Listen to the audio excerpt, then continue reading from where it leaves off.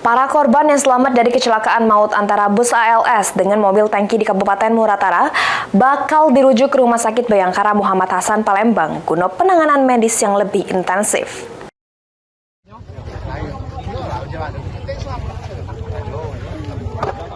Dari keempat korban yang selamat dari kecelakaan maut antara bus ALS dengan truk tangki di Kabupaten Muratara, 3 diantaranya yang merupakan penumpang bus mengalami luka tunu serius. Ketiga korban yang selamat tersebut ialah Jumiatun Ngadiono serta Muhammad Farul Hubaidi.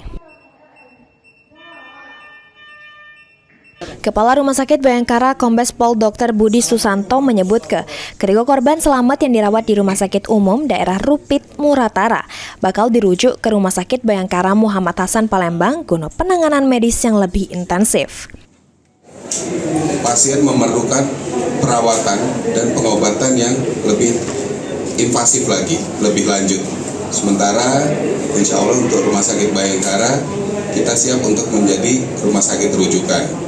Terkait karena pada kasus-kasus luka bakar yang ditakutkan adalah pasca tindakan atau pasca kejadian itu akan menimbulkan resiko infeksi yang kemudian kalau dibiarkan berlanjut bisa mengakibatkan hal-hal yang bersifat lebih fatal lagi.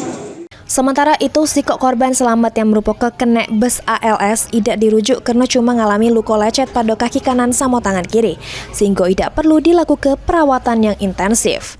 Mulyadi, PAL TV.